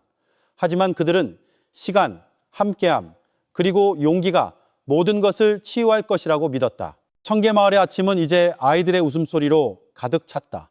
그들은 이슬비를 맞으며 뛰어다니고 절마당에서 플라스틱 공을 찼다. 박민서는 종종 몇몇 아주머니들과 함께 긴 의자에 앉아 그들을 지켜보며 담소를 나누었다. 그녀와 청계의 친구들은 마을 변화의 원동력이 되었다. 비극적인 사건 이후 그들은 함께 치유하기 위한 힘을 모았을 뿐만 아니라 많은 새로운 프로그램을 만들었다. 아동 및 여성 권리에 대한 토론 수업, 수공예 수업, 그리고 이야기 상대가 필요한 누구를 위한 비공식적인 심리적 지원까지. 울고 싶으면 부끄러워하지 마세요. 무서우면 침묵하지 마세요. 민서가 모든 기회에 반복해서 전하는 메시지였다. 많은 마을 아이들이 이제 더 개방적이고 더 용감해졌으며 심지어 어디서든 안전하지 않다고 느끼면 부모나 교사에게 보고할 용기를 갖기 시작했다. 민서에게는 이런 작은 변화를 보는 것이 최고의 위안이었다. 때로는 그녀는 집 툇마루에 앉아 일기를 썼다. 일부는 자신을 위한 편지, 일부는 이제 청계마을 하늘의 별이 된 친구 수진이를 위한 편지였다. 젊은이들 뿐만 아니라 부모들도 변했다. 예전에는 집구석에 조용히 앉아있기만 했던 강 여사는 이제 모든 아이의 어머니가 되었다. 그녀는 누구든 꿀안을 배우거나 요리를 배우거나 그저 이야기 상대를 찾고 싶어하는 사람을 위해 집을 열었다. 많은 젊은 아주머니들이 가족을 돌보는 법, 시대의 도전에 맞서는 법에 대한 조언을 구하러 왔고 심지어 이수진에 대한 추억을 다시 들려달라고 요청하기도 했다. 강 여사는 항상 부드럽고 사랑스럽게 하지만 단호하게 말했다. 무언가 잘못되었다고 느끼면 침묵하지 말거라. 얘야. 우리 자신이 침묵을 더하면 이 세상은 이미 충분히 어둡단다. 김영감도 서서히 일어섰다. 수년간 의심을 받은 후 그는 이제 모든 마을 젊은이의 보호자가 되었다. 매일 그는 농사, 텃밭 가꾸기 또는 물고기 키우는 법을 배우고 싶은 누구에게나 집문을 열었다. 한때 큰 비밀을 간직했던 그의 집 뒤뜰 양식장은 이제 마을 활동의 중심지가 되었다. 매주 젊은이들과 아이들이 와서 청소하고 꽃을 심고 심지어 함께 물고기 잡기 대회를 열었다. 웃음, 환호, 그리고 즐거운 소리가 한때 그곳을 지배했던 쓰라린 기억을 서서히 지워갔다. 청개의 친구들은 또한 공동 텃밭 프로그램을 시작했다. 김영감의 양식장가에 있는 빈 땅은 허브, 채소, 그리고 화초밭으로 변했다. 수확할 때마다 텃밭의 생산물은 모든 주민에게 나누어졌다. 일부는 인근 도시의 고아원에 기부되었고 일부는 팔려서 그 돈으로 어려운 가정을 돕거나 교육 및 세미나를 개최하는 등 사회활동에 사용되었다. 아이들은 함께 심고 물 주고 수확하고 청결을 유지하는 법을 배웠다.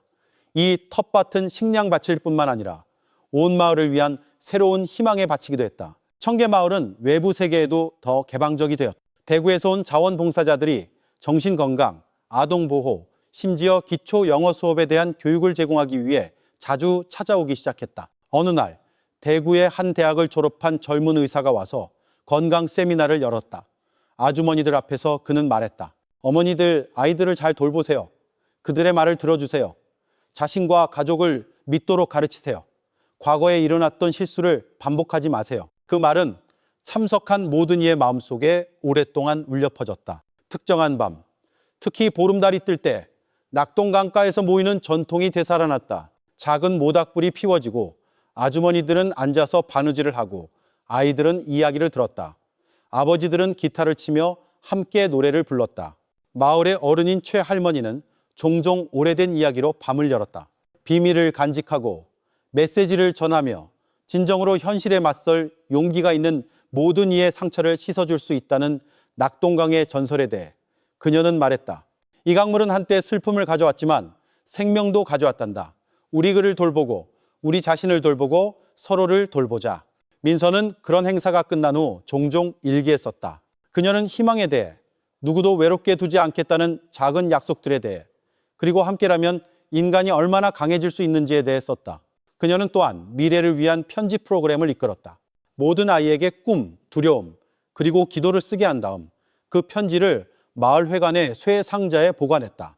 매년 그 상자는 열리고 편지들은 함께 익혔으며 모든 사람에게 과거는 고통스러울 수 있지만 미래는 여전히 함께 싸워나갈 수 있다는 것을 기억할 기회가 주어졌다. 김영감도 새로운 전통을 가르치는 데 앞장섰다. 매년 모든 주민이 모여 양식장 주변에 새로운 생명의 상징으로 나무 한 그루를 심었다.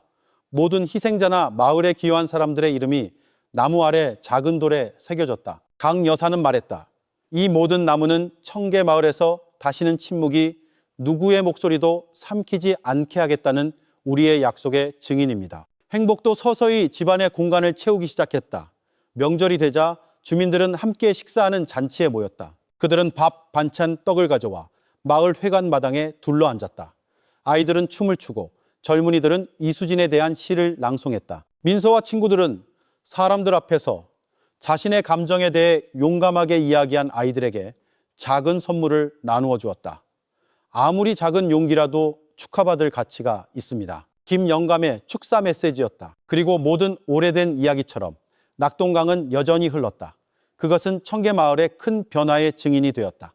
그 물소리는 이제 더 이상 흐느낌을 담고 있지 않았다. 대신 사랑, 용기, 그리고 진실을 지키겠다는 약속에 대한 새로운 삶의 노래를 담고 있었다. 별들 아래에서 민서는 항상 수진이를 위해 기도를 보냈다. 멀리 천국에서 수진이가 행복하게 웃으며 자신의 마을이 이전보다 더 좋고 더 공정하며 더 사랑이 넘치는 곳으로 변한 것을 자랑스러워할 것이라고 믿었다. 청계 마을에는 약속이 만들어졌다. 항상 듣고 용감하게 목소리를 내고 어두운 비밀이 희망의 빛을 삼키지 못하게 하겠다는 약속. 그리고 낙동강이 흐르는 한 그 약속은 그 작은 마을에 사는 모든 사람의 마음속에 계속 살아있을 것이다. 장마가 지나고 청계 마을의 논밭 위로 해가 다시 밝게 빛났다. 낙동강물은 조금 줄어들어 다시 씨앗을 뿌릴 준비가 된 비옥한 땅을 드러냈다. 아이들부터 노인까지 마을 사람들은 다시 밭에서 바빴다. 어떤 이는 벼를 심고 어떤 이는 채소 씨앗을 뿌렸다. 또 어떤 이는 김 영감을 도와 공동 텃밭에서 일했다. 박민선은 평소보다 일찍 일어났다. 그날은 오랜 비극이 진정으로 끝난 후의 첫 수학일이었고 그녀는 긴장과 기쁨이 뒤섞인 기분을 느꼈다. 그녀는 소박한 한복을 입고 머리를 단정하게 묶은 후 청계의 친구들이 이미 모여있는 마을 회관으로 걸어갔다. 그곳에는 신선한 채소 더미, 수확한 쌀, 김영감의 양식장에서 잡은 물고기, 그리고 아이들이 방을 장식하기 위해 꺾어온 온갖 들꽃으로 가득 찬 긴 테이블이 있었다. 마을이 더 개방적이 된 이후로 수확 행사는 단순히 농산물을 나누는 것뿐만 아니라 함께 감사하는 자리가 되었다. 민서는 기도를 이끈 후 모든 주민 앞에서 말했다. 이 수확은 땅의 결실일 뿐만 아니라 우리가 지난 1년 동안 심었던 용기, 협력, 그리고 사랑의 결실이기도 합니다. 오늘 우리가 거두는 것이 모두에게 축복이 되고 우리가 함께라면 무엇이든 이겨낼 수 있다는 것을 상기시켜 주기를 바랍니다. 함께 점심을 먹은 후 아이들은 작은 공연을 선보였다. 춤을 추고 시를 낭송하고 심지어 지난 1년 동안의 경험을 용감하게 이야기하는 아이도 있었다. 그들 중 많은 이가 말했다. 저는 더 이상 말하는 것이 두렵지 않아요. 또는 이상한 점이 있으면 용감하게 물어봐요. 그들의 순수한 목소리에 아주머니들은 눈물을 흘렸다. 감사, 행복, 그리고 희망의 눈물이었다. 민서는 수진이를 기억하는 밤이라는 새로운 행사를 제안했다. 그녀는 이수진을 희생자로서만이 아니라 마을의 변화를 이끈 빛으로서 기억하고 싶었다. 모두가 동의했고 그날 밤 모든 주민이 기름등과 작은 촛불로 밝혀진 마을 회관에 모였다. 테이블은 들꽃으로 장식되었고 수진의 사진이 방 중앙에 놓여 있었다. 그들 사이에 수진이의 존재를 기억하기 위해 빈 의자 하나가 특별히 남겨져 있었다. 그날 밤의 분위기는 따뜻하고 엄숙했다. 모든 사람에게 말할 기회가 주어졌다. 강 여사가 가장 먼저 입을 열었다. 그녀는 수진의 웃음, 공부에 대한 그녀의 끈기, 그리고 대구로 떠나기 전 수진의 마지막 메시지를 회상했다. 예전에는 아이를 보호하는 엄마가 되는 것만 알았지만 이제는 듣는 엄마가 되는 법을 배우고 있어요. 다시 일어설 수 있도록 도와주신 모든 분께 감사드립니다. 수진아, 어디에 있든 엄마는 이제 너를 받아들이고 자랑스러워한단다. 김영감이 무거운 목소리로 일어서서 말했다. 예전에는 남자는 강하고 조용해야 한다고 생각했지만 때로는 침묵이 우리를 약하게 만든다는 것을 알게 되었습니다. 저는 용감하게 말하고 사과하고 누구에게나 마음을 여는 법을 배웠습니다. 제 집 뒤뜰의 양식장에 이제는 비밀을 간직하는 곳이 아니라 생명의 연못이 되기를 바랍니다. 민서는 부드럽지만 확신에 찬 목소리로 예전에 찾아왔던 꿈에 대한 두려움, 도움을 청하는 듯한 수진의 목소리에 대한 두려움에 대해 이야기했다. 하지만 이제 그녀는 마음의 소리를 듣고 용감하게 행동하는 법을 배웠다. 오늘 밤 저는 수진이에게 감사하고 싶습니다. 그녀의 이야기를 통해 저와 마을의 많은 친구들이 더 강해졌기 때문입니다. 우리는 계속해서 서로를 지켜나갈 것을 약속합니다. 하나씩 다른 주민들도 이야기를 이어갔다. 우울할 때 도움을 청할 용기가 생겼다고 말하는 사람도 있었고 이제 가족에게 더 개방적이 된 사람도 있었다. 오래된 실수를 마침내 용서했다고 고백하는 사람도 있었다.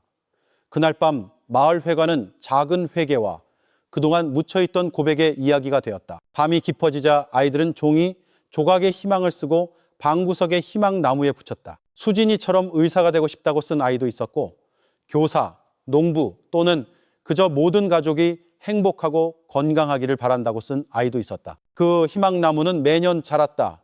그 잎은 두려움에 가려지지 않고 용기로 밝혀진 미래의 상징인 새로운 기도로 가득 찼다. 행사가 끝난 후 주민들은 바로 집으로 돌아가지 않았다. 그들은 마을 회관 툇마루에 오랫동안 앉아 멀리서 부드럽게 흐르는 낙동강 물소리를 들었다. 밤은 길었지만 따뜻함으로 가득했다. 어떤 이는 수진이와 옛날 이야기를 하고 어떤 이는 시를 낭송했으며 어떤 이는 그저 조용히 별을 바라보며 마음속으로 기도를 보냈다. 그날 밤 이후로 기억의 밤은 마을의 새로운 전통이 되었다. 매년 주민들은 모여 이야기를 나누고 목소리, 관심, 그리고 사랑의 중요성을 기억했다. 민서와 청계의 친구들은 계속해서 활동을 펼쳐 교육, 독서 프로그램, 심지어 때로는 외부 강사를 초청하여 아이들의 시야를 넓혔다. 시간이 흘렀다. 비극 당시 심었던 나무들은 이제 김영감의 양식장 주변에서 무성하게 자랐다. 들꽃이 만발하고 나비가 날아다니며 아이들의 목소리가 다시 아침 공기를 채웠다. 마을에 새로운 사람이 올 때마다 주민들은 이수진의 이야기를 두려움이 아닌 존경과 자부심으로 이야기했다. 예전에 이 마을은 침묵과 두려움에 거의 잠길 뻔했지. 박 씨가 모든 손님에게 말했다. 하지만 이제 우리는 서남이 항상 목소리를 내야 한다는 것을 안다네. 그날 밤 민서가 혼자 집으로 걸어갈 때 그녀는 낙동강가에서 잠시 멈췄다. 물은 달빛을 받아 반짝였다. 민서는 미소 지으며 나지막이 속삭였다. 고마워, 수진아. 너 때문에 우리 모두가 변했어. 우리는 이 마을을, 희망을, 그리고 약속을 지킬게. 낙동강은 여전히 오래된 이야기와 새로운 희망을 실어 나르며 흘렀다. 그 강둑 위에서 청계마을은 이제 사랑, 목소리, 그리고 결코 꺼지지 않는 빛으로 진정으로 살아숨 쉬고 있었다. 시간이 흐르면서 이수진의 비극에서 시작된 변화는 청계마을 주민들의 삶에 더욱 깊이 뿌리 내렸다. 예전에는 수진이에 대한 이야기가 슬픔과 죄책감으로 가득 찬 속삭임에 불과했다면 이제는 마을의 도덕적 유산의 일부가 되어 작은 목소리 하나가 어둠의 빛을 가져올 수 있고 모든 생명에는 중요한 의미가 있다는 영원한 상기가 되었다. 박민서는 더 의미 있는 나날을 보냈다. 그녀는 청계의 친구들의 원동력일 뿐만 아니라 정체성을 찾아 헤매는 많은 젊은이들의 안식처가 되었다. 매일 오후 마을회관은 항상 붐볐다. 민서는 글쓰기 수업, 토론, 그리고 때로는 아이들과 함께 민담이나 어린 시절 동화를 읽으며 시간을 보냈다. 그녀는 진정한 힘은 신체적인 것이 아니라 배려하고 듣고 진실을 말하는 용감한 마음에 있다는 것을 가르쳤다. 어느 날 오후 비가 부슬부슬 내릴 때 다혜라는 아이가 그녀에게 다가왔다. 12살인 다혜는 수줍음이 많고 사람들 앞에서 거의 말을 하지 않는 것으로 알려져 있었다. 하지만 그날 그녀는 용기를 내어 작은 일기장을 가져왔다. 나지막한 목소리로 그녀는 말했다. 민서 언니, 이야기해도 될까요? 저는 자주 무섭고 이유 없이 슬퍼요. 하지만 언니 수업에 참여한 후 울어도 괜찮고 도움을 요청해도 괜찮다는 것을 배웠어요. 민서는 미소 지으며 다혜를 안아주고 말했다. 너는 혼자가 아니란다. 얘야. 모든 사람에게는 두려움과 상처가 있어. 중요한 것은 결코 혼자 간직하지 않는 것이야. 그 대화는 단순했지만 깊었고 다른 많은 아이들에게 더 개방적이 되도록 영감을 주었다. 청계의 친구들은 활동을 확장했다.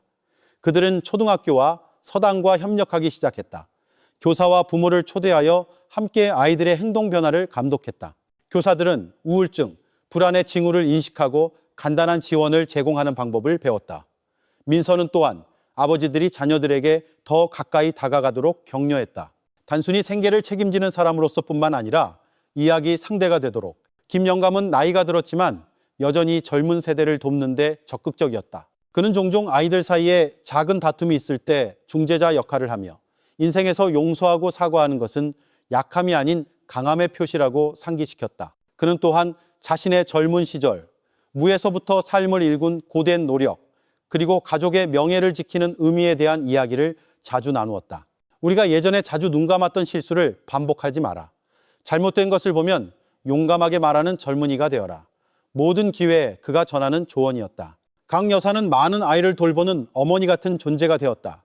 그녀는 요리 수업을 열어 전통 요리법을 가르쳤고 동시에 모든 요리에 삶의 가치를 불어넣었다. 마을의 젊은 처녀들은 이제 부엌에서만 능숙한 것이 아니라 집 밖에서도 똑똑하고 자신감이 넘쳤다. 어느 날 밤 요리 수업이 끝났을 때 강 여사는 말했다. 여자는 강해야 하지만 지칠 때는 용감하게 도움을 요청해야 한단다. 마음의 소리를 안에 가두어 두지 마라. 그 말은 그녀의 제자들이 잘 기억했다. 변화는 마을의 젊은 남성들에게도 일어났다. 예전에는 감정에 대해 이야기하는 것을 약함의 표시로 여겼던 많은 이들이 이제 더 개방적이 되었다. 그들은 더 이상 꿈, 불안, 심지어 실패에 대해 이야기하는 것을 부끄러워하지 않았다. 민서의 친구 중 한 명인 동현이가 병으로 아버지를 잃었을 때 다른 젊은이들이 즉시 그의 집을 방문하여 그가 슬픔의 시기를 극복하도록 돕고 심지어 동현이를 청계의 친구들 프로그램에 참여하도록 초대했다. 예전 같았으면 아마 문을 닫고 운명을 원망했을 거야. 동현이가 어느 날 말했다. 하지만 이제는 내가 혼자가 아니라는 걸 알아. 세대 간의 관계도 더욱 긴밀해졌다. 매달 마을회관에서 세대 간 모임이 열렸다. 경험을 나누고 전통 놀이를 하고 일상적인 문제에 대해 공개적으로 토론하는 행사였다. 아이들은 어른을 공경하는 법을 배웠고 부모는 젊은이의 말을 듣는 법을 배웠다. 그곳에서 이수진에 대한 이야기는 항상 시작이자 끝이었으며 과거와 미래 사이의 연결고리를 만들었다.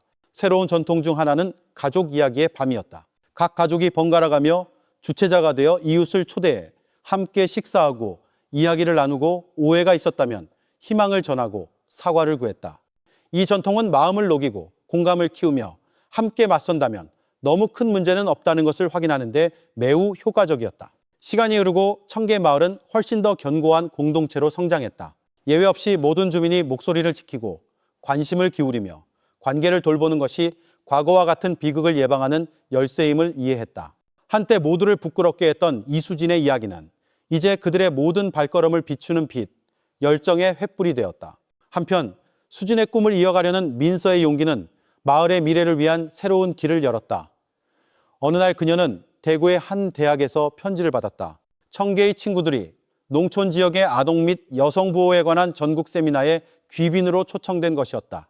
민서는 긴장했지만 마을 주민들이 그녀를 격려했다. 네가 우리 이름을 수진이의 목소리를 가지고 가서 청계 마을이 변했다는 것을 세상에 보여줘. 그날 소박한 한복을 입고 마을 아이들의 희망 편지를 들고 민서는 도시로 떠났다. 그녀는 수백 명의 사람들 앞에서 슬픔에서 부활로, 두려움에서 용기로, 그리고 거의 사라질 뻔했던 목소리에서 이제 들리는 목소리로의 여정을 이야기했다. 많은 참석자가 영감을 받았다.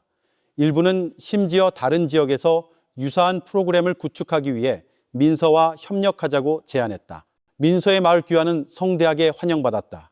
아이들이 달려와 그녀를 맞이했고 부모들은 음식을 준비했으며 그날 밤 마을 회관에서 소박한 감사잔치가 열렸다. 민서는 군중 속에 서서 이제 빛과 희망으로 가득 찬 얼굴들을 바라보았다. 그녀는 투쟁이 아직 끝나지 않았다는 것을 알았다. 도전은 여전히 많았지만 그녀는 또한 목소리가 계속 지켜지고 사랑이 계속 심어지며 서로를 돌보는 전통이 살아있는 한 청계마을은 다시는 침묵과 두려움에 잠기지 않을 것이라고 확신했다.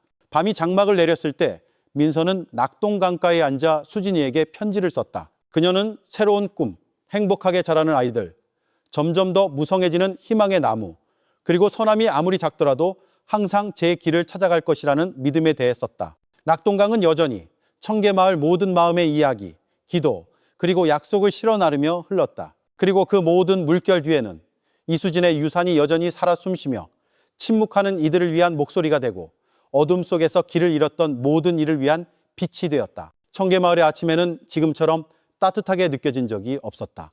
공기는 신선했고 나무 위에서는 새들이 지저귀었으며 흙길에서는 아이들의 웃음소리가 공기를 채웠다. 이 작은 마을의 삶은 지난 몇 년 동안 정말로 변했다.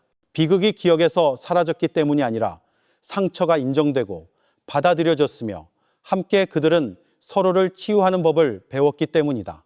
대구 전국 세미나에서 초청 연사로 성공한 후 박민서는 더 이상 외롭지 않았다. 그녀, 그리고 한때 슬픔의 그늘에서 자랐던 두 친구 다혜와 동현이는 이제 청계 마을뿐만 아니라 낙동강을 따라 있는 이웃 마을들까지 변화의 원동력이 되었다. 그들은 자신들을 희망의 전도사라고 불렀다. 헛된 목소리는 없다. 모든 사람은 들을 권리가 있다는 간단한 메시지를 가지고 매달 그들은 한 마을을 방문하여 나무배를 타고 일기장, 색종이, 동기부여 포스터, 그리고 이제 힘으로 변한 쓰라린 기억을 가지고 갔다. 모든 마을 회관에서 민서는 청계 마을의 여정, 예전에는 속삭이기만 했던 이수진, 그리고 큰 파도가 된 작은 변화에 대해 이야기했다. 예전에는 매우 수줍었던 다혜는 이제 아이들을 이끌어 역할극을 하고 꿈에 대해 토론하며 심지어 아이들이 사람들 앞에서 용감하게 말할 수 있도록 간단한 기술을 가르치는데 가장 적극적이었다. 공식적인 세션이 끝난 후 그들은 누구나 판단받을 두려움 없이 말할 수 있는 작은 원형의 이야기 공간을 열었다. 어떤 이는 울었고 어떤 이는 화를 냈으며 어떤 이는 술을 좋아하는 아버지, 아픈 어머니, 심지어 미래에 대한 두려움에 대해 이야기했다. 조롱하는 웃음도, 친구들의 놀림도 없었다. 동현이는 항상 상기시켰다. 아무리 작더라도 모든 이야기는 중요해. 어느 날 상류 마을에서 10살짜리 소년 FY 키리가 떨면서 일어섰다. 그는 말했다. 아버지가 우리를 떠나서 자주 화를 냈어요. 하지만 민선이 이야기를 듣고 엄마에게 용감하게 이야기하게 되었어요. 이제는 동생을 때리지 않아요. 방 전체가 조용해졌다가 천천히 박수와 모두의 따뜻한 포옹으로 가득 찼다. 민선은 감동의 눈물을 흘렸다. 그녀는 모든 작은 발걸음이 큰 변화의 일부라는 것을 깨달았다. 청계 마을의 활동도 더욱 다양해졌다. 일요일에는 청계 친구들이 희망시장을 열었다. 모든 가족이 텃밭의 생산물, 음식, 책 또는 옷을 교환할 수 있는 행사였다. 돈은 오가지 않았다. 오직 미소, 이야기, 그리고 서로 돕겠다는 약속뿐이었다. 아이들은 정직의 중요성을 배웠고 부모들은 도움을 요청하는 것을 부끄러워하지 않는 법을 배웠다. 김영감은 이제 서 있기보다 앉아있는 시간이 더 많아졌지만 여전히 모든 행사에 참석했다. 그는 모든 젊은이가 전통, 어려움에 맞서는 법, 그리고 진정한 우정의 의미에 대해 묻는 마을의 할아버지가 되었다. 그는 종종 말했다. 예전에 할아버지는 치부를 드러내는 것을 두려워했고 판단받는 것을 두려워했지만 지금 할아버지는 평생 고통받는 것보다 잠시 부끄러운 것이 낫다는 것을 안다. 그 말은 많은 사람이 기억했고 때로는 민서가 다른 마을에 나누기 위해 기록하기도 했다. 강 여사도 여성들의 부활의 기둥이 되었다. 그녀는 집에서 요리와 기술 수업을 열었다. 젊은 처녀들뿐만 아니라 과부와 주부들을 위해서도 고추장을 빻거나 코코넛을 가는 동안 그녀는 이수진의 삶의 이야기, 도움을 요청하는 용기, 서로를 지키는 의미에 대한 이야기를 끼워 넣었다. 수업이 끝날 때마다 강 여사는 말했다. 지치면 쉬어라. 무서우면 말해라. 혼자 참지 마라. 여기서 우리는 가족이다. 한편 청계의 친구들은 청소년들을 듣는 자원봉사자로 훈련시켰다. 그들은 정신건강, 괴롭힘의 징후, 폭력, 심지어 학대 예방에 대해 배웠다. 민서는 도시에서 심리학자와 보건 관계자를 초청하여 교육을 제공했다. 청소년들은 이제 의심스러운 것을 보면 교사, 이장, 심지어 경찰에게 더 용감하게 다가갔다. 다른 마을들도 이 방법을 모방하기 시작했다. 심지어 아동 및 여성 보호를 위한 비밀보고 시스템으로 수십 개의 마을을 연결하는 낙동강 희망 네트워크 지역회의도 열렸다. 하지만 이 모든 바쁜 일정 속에서도 민서는 정신적인 피로를 피할 수 없었다. 그녀는 먼 여행 후 종종 지치거나 갑자기 롤모델이 되기에 충분히 강하지 않다는 두려움에 휩싸였다. 때로는 한밤중에 여전히 조용히 울며 수진이를 그리워하고 모든 변화가 그저 스쳐 지나가는 바람일까 두려워했다. 고요한 밤에 그녀는 일기에 썼다. 제가 지쳐도 될까요, 하느님? 잠시 멈추고 그저 포옹이 필요한 어린아이가 되어도 될까요? 어느 날 밤 마을 회관에서 이야기 공간 행사가 끝난 후 다혜와 동현이는 민서가 양식장가에 앉아 고요한 물을 바라보고 있는 것을 발견했다. 그들은 그녀 옆에 앉아 민서가 말할 때까지 기다렸다. 무서워, 동현아, 다혜야. 만약 내가 이 희망을 지키지 못하면 너희 모두 다시 어둠 속으로 돌아갈 거야. 동현이가 그녀의 어깨를 두드렸다. 아니에요, 언니. 이제 희망은 언니 어깨만 있는 게 아니에요. 우리 모두 배웠고 우리가 언니를 지킬 거예요. 다혜가 고개를 끄덕였다. 예전에 언니가 제가 말하도록 도와줬어요. 이제 저도 언니를 도울 수 있어요. 갑자기 민서는 미소 지으며 마음의 짐이 조금 가벼워지는 것을 느꼈다. 그녀는 진정한 변화는 물려줄 수 있는 변화라는 것을 깨달았다. 단 한 사람에게만 의존하는 것이 아니라 수확철이 오고 약속의 날은 예년보다 더 성대하게 열렸다. 모든 가족이 종려나무 잎에 약속을 쓰고 공동 텃밭에 심었다. 아이가 배고픈 채 잠들게 하지 않겠다는 약속, 다툴 때 서로의 말을 들어주겠다는 약속, 자신과 환경을 더 사랑하겠다는 약속이 있었다. 그 후 모든 주민이 강으로 걸어가 꽃을 뿌리고 연등을 밝히며 수진이, 조상들, 그리고 서로를 지탱해준 모든 손길에 기도와 감사를 보냈다. 김영감이 군중 속에 서서 하늘을 향해 손을 들었다. 우리는 과거로부터 배웠습니다. 위험의 징후를 볼 때마다 눈 감지 않겠다고 약속합니다. 슬퍼하는 사람이 있을 때마다 혼자 두지 않겠습니다. 강 여사는 사람들 앞에서 민서를 안으며 말했다. 네가 자랑스럽구나 얘야. 수진이도 분명 자랑스러워할 거야. 날이 가고 청계마을은 점점 더 활기차졌다. 학교, 시장, 그리고 마을회관은 항상 웃음으로 가득 찼다. 더 이상 말하기를 두려워하는 아이는 없었다. 혼자 상처를 품는 어머니도 없었다. 가족 이야기의 밤 희망시장, 그리고 이야기 공간과 같은 새로운 전통은 이제 그들의 자손들을 위한 유산이 되었다. 고요한 밤의 민서는 더 이상 혼자 울지 않았다. 그녀는 예전에 흘렸던 눈물이 마을과 다음 세대를 위한 힘의 씨앗이 되었다는 것을 알았다. 천천히 흐르는 낙동강을 볼 때마다 그녀는 마음속으로 기도했다.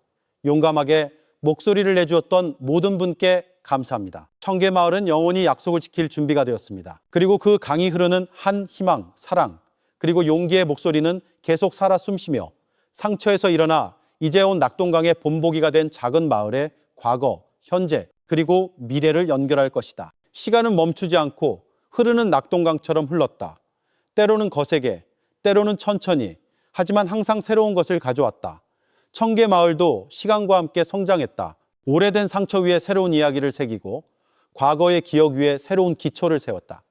매일 아침 다구는 소리가 마을 사람들을 일찍 깨웠다. 박민서는 책과 서류철을 손에 들고 집에서 마을 회관으로 걸어갔다. 길을 따라 학교 가는 아이들이 그녀에게 인사했다.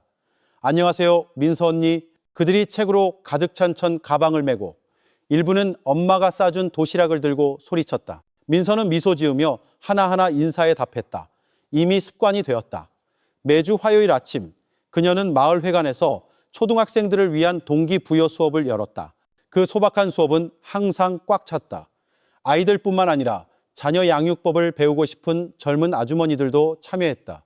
그날 민서는 이수진에 대한 이야기로 수업을 시작했다. 그녀는 수진의 어린 시절 이야기, 논에서의 장난, 강가에서의 밝은 웃음, 그리고 세상을 바꾸고 싶었던 그녀의 큰 꿈에 대해 이야기했다. 수진이는 의사가 되고 싶었지만 그 이상으로 주변의 누구에게나 좋은 경청자가 되고 싶어 했어요. 너희도 할 수 있어, 얘들아. 배려하는 친구가 되고 무서워요 또는 슬퍼요라고 말하는 것을 두려워하지 않는 아이가 되어라. 수업이 끝난 후 다혜는 아이들이 바나나 잎으로 수공 예품을 만드는 것을 도왔다. 그들은 꽃, 물고기, 심지어 다음 주 공동체 축제에서 선물로 줄 작은 인형까지 만들었다.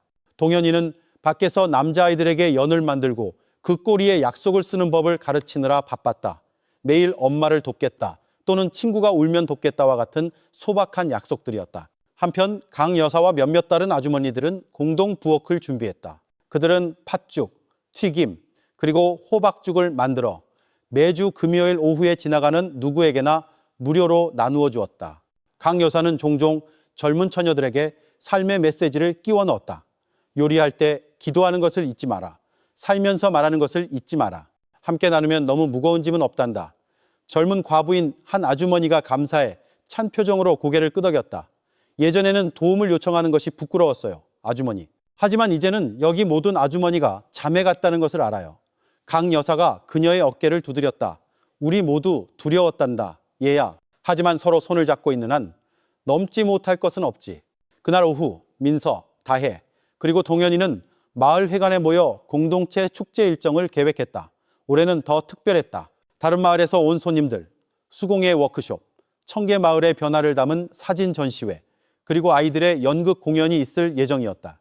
우리 같은 작은 마을도 일어설 수 있다는 것을 모두가 알았으면 좋겠어. 다혜가 열정적으로 말했다. 동현이가 덧붙였다. 그리고 남자들도 울고 서로를 격려할 수 있다는 것을 알았으면 좋겠어. 여자들만 그런 게 아니야. 그들은 김영감을 초대하여 개회사를 부탁했다. 비록 연로했지만 김영감은 지팡이를 짚고 환한 미소로 왔다. 그는 수진이를 잃은 쓰라린 경험, 예전에 입을 막았던 죄책감, 그리고 치부를 감추는 것보다 용감하게 말하는 것이 훨씬 더 중요하다는 것을 어떻게 배웠는지 이야기했다. 너희 젊은이들은 청계마을의 새로운 뿌리다. 너희 뿌리가 건강하면 이 마을 나무는 어떤 폭풍에도 굳건히 설 것이다. 김영감이 말했다. 다혜는 감동에 차 고개를 끄덕였다. 감사합니다, 영감님. 이 유산을 지키겠다고 약속합니다. 축제 준비는 몇 주가 걸렸다. 아이들은 마을 회관을 야자수 잎으로 장식하고 옛날과 새로운 사진들을 걸었으며 희망에 대한 시를 썼다. 행사 전날 밤 비가 세차게 내려 몇몇 주민들이 걱정했다. 그러나 다음 날 아침 해는 마치 모든 노고를 축복하듯 밝게 빛났다. 축제는 성대하게 열렸다. 가족과 이상적인 마을을 주제로 한 그림 그리기 대회, 잘못을 인정하는 용기에 대한 아이들의 연극, 전통 장난감 만들기 워크숍, 그리고 마을 아주머니들의 음식 바자회가 있었다. 다른 마을에서 온 손님들은 청계마을이 어떻게 그렇게 빨리 회복하고 발전했는지 배우고 싶어 했다. 해질녘 모든 주민이 낙동강가에 모였다. 그곳에서 민서는 함께하는 약속 의식을 이끌었다. 모든 가족이 바나나 잎에 희망과 두려움을 쓰고 강 위에 띄웠다. 자주 아들의 말을 들어주겠다고 약속합니다 라고 쓴 사람도 있었고, 잘못된 것이 있으면 용감하게 말하겠다고 약속합니다 라고 쓴 사람도 있었다. 그리고 그저 가족이 행복하기를 바랍니다 라고 쓴 사람도 있었다. 김영감이 큰 소리로 기도했다. 오 하느님, 긴 잠에서 우리 마을을 깨워주셔서 감사합니다. 서로를 지키고 서로의 말을 듣고 다시는 침묵에 빠지지 않도록 힘을 주소서. 많은 사람의 뺨에 눈물이 흘렀다. 슬픔 때문이 아니라 안도와 감사 때문이었다. 그날 밤 다혜와 동현이는 강가에서 민서와 함께했다. 그들은 자신들이 겪어온 모든 것에 대해 이야기했다. 수진이가 사라졌을 때의 두려움, 자신에 대한 슬픔과 분노, 도움을 요청하는 용기, 그리고 마을에서 새로운 가족을 찾은 행복. 동현이가 별을 보며 말했다. 예전에는 인생이 혼자 버티는 것이라고 생각했어. 하지만 이제는 힘이 서로 잡는 손, 서로를 격려하는 목소리에 있다는 것을 알아. 다혜가 덧붙였다. 민서 언니, 나중에 제가 아이를 낳으면 그 아이들도 말하는 법을, 약점을 보이는 것을 두려워하지 않는 법을 배웠으면 좋겠어요. 우리 마을이 항상 살아있고 다시는 말이 없어지지 않도록요. 민서는 그들을 안으며 행복의 눈물을 흘렸다.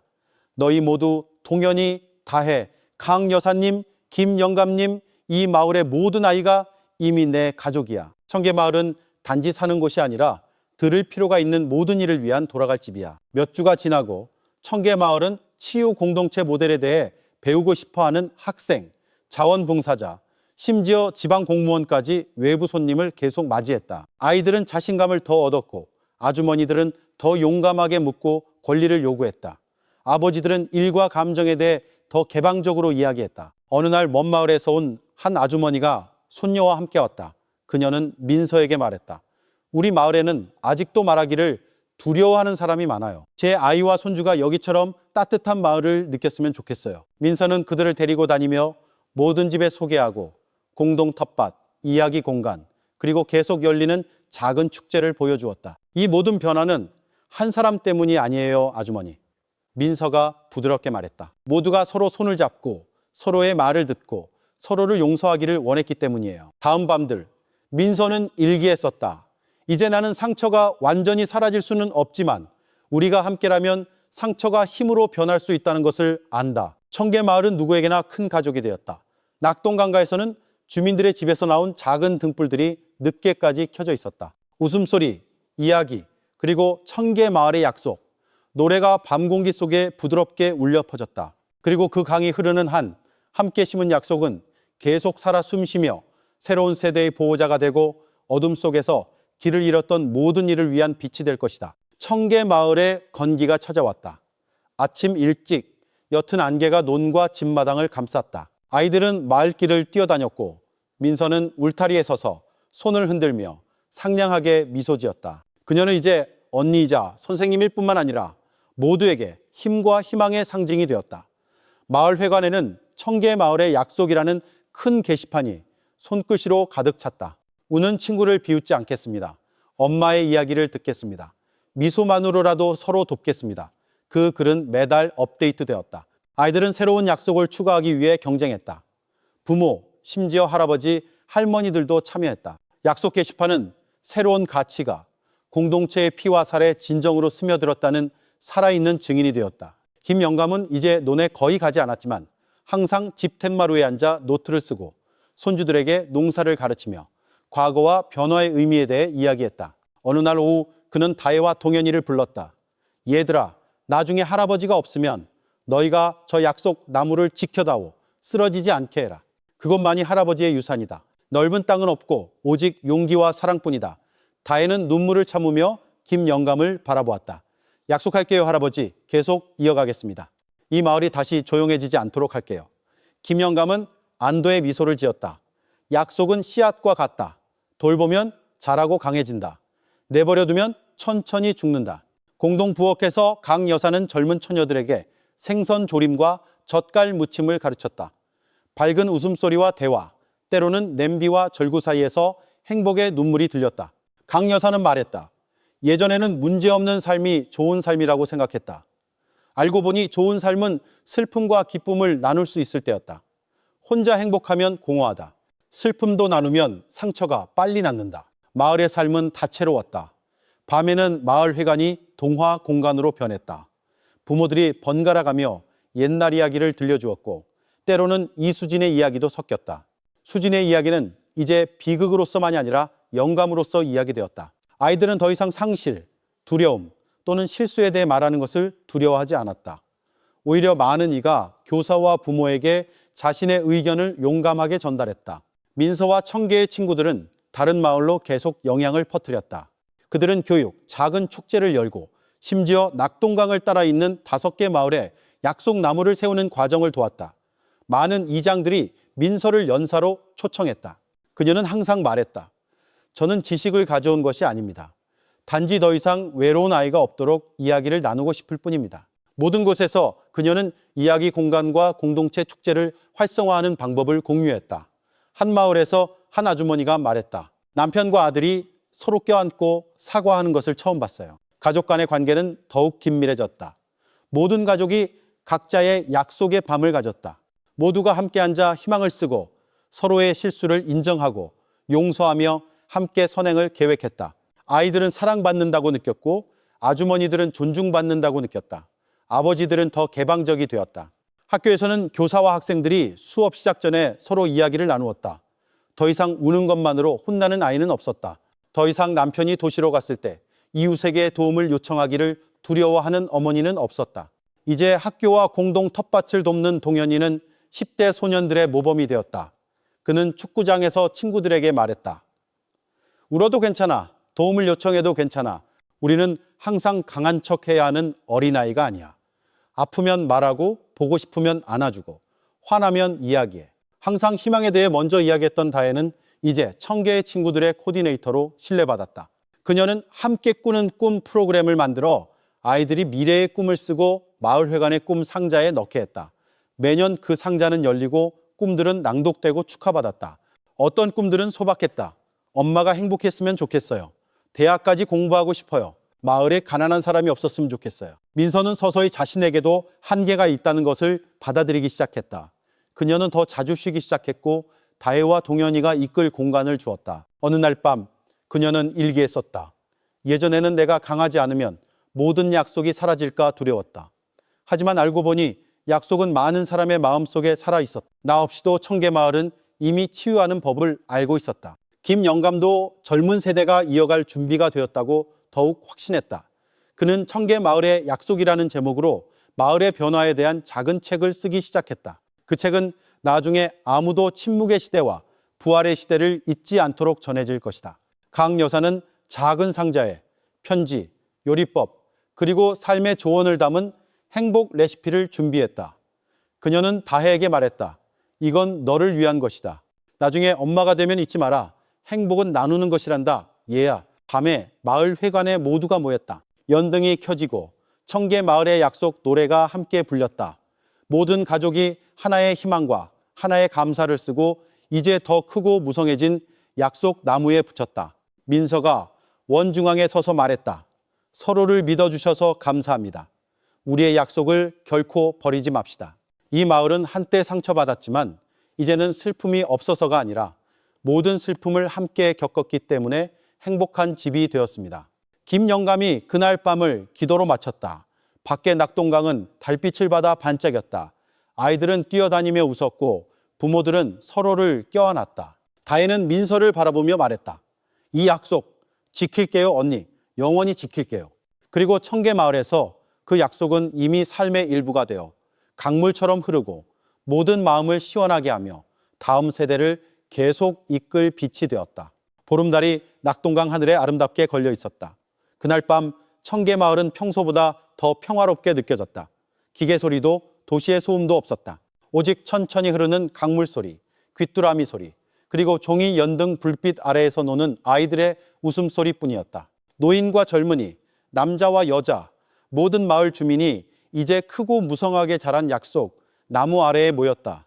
그 잎은 무성했고 그 가지 사이에는 아이들, 아주머니들, 아버지들, 그리고 할아버지, 할머니들이 손으로 쓴 희망, 기도, 그리고 약속이 담긴 작은 종이들이 걸려 있었다. 민서는 원 중앙에 서서 사랑하는 얼굴들을 바라보았다. 이제 현명한 젊은 여성이 된 다혜, 어머니의 보호자로 성장한 동현이, 머리는 하얗게 새었지만 눈은 여전히 열정으로 가득 찬 김영감. 그날 밤은 슬픔의 밤이 아니라 감사와 축제의 밤이었다. 용기에 대한, 치유된 상처에 대한, 그리고 이제 마을의 맥박이 된 약속에 대한 축제였다. 김영감이 따뜻함이 깃든 목소리로 이야기를 시작했다. 그는 이 마을이 한때 두려움, 상실, 그리고 죄책감으로 침묵했던 과거를 회상했다. 하지만 오늘 밤 그는 말했다. 보세요. 우리 모두 여기에 있습니다.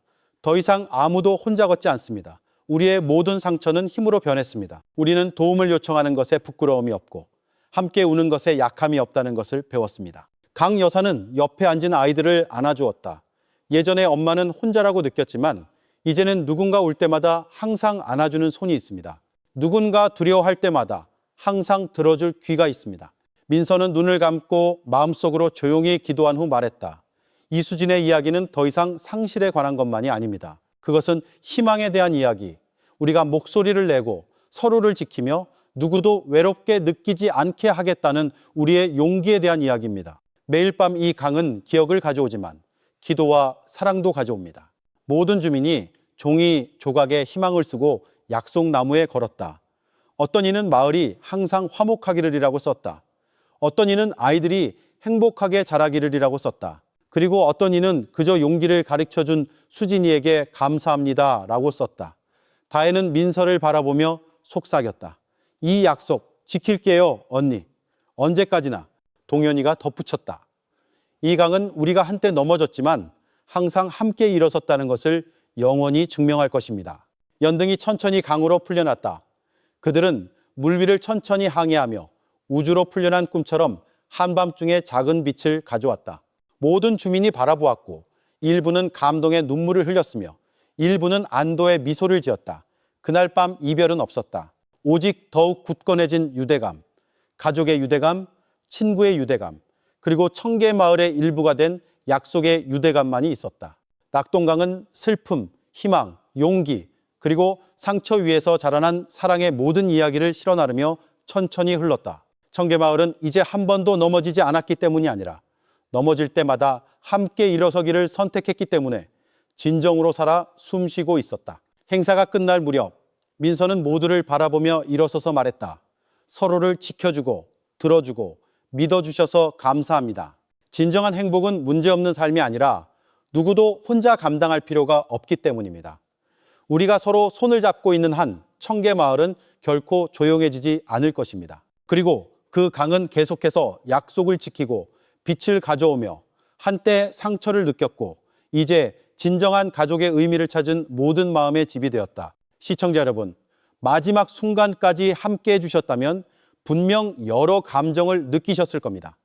놀라움, 분노, 후회, 그리고 이 사건의 운명에 대한 안타까움까지. 한 생명이 사라지고 완벽해 보였던 범죄는 거의 잊힐 뻔했습니다. 하지만 진실을 찾는 이들의 끈기 덕분에 정의는 마침내 바로 세워졌습니다. 이야기 속에서 사건이 해결된 방식에 대해 어떻게 생각하시나요? 그것은 용기였을까요? 아니면 무모함이었을까요? 만약 여러분이 그 상황에 있었다면 어떻게 하셨을까요? 아래에 댓글을 남겨주세요. 진실이 밝혀질 가치가 있다고 믿으신다면 1을 눌러주세요. 무언가 의심스러운 점이 있다고 느끼신다면 0을 눌러주세요. 들어주셔서 감사하며 그 길이 쉽지 않더라도 항상 정의의 편에 서시기를 바랍니다.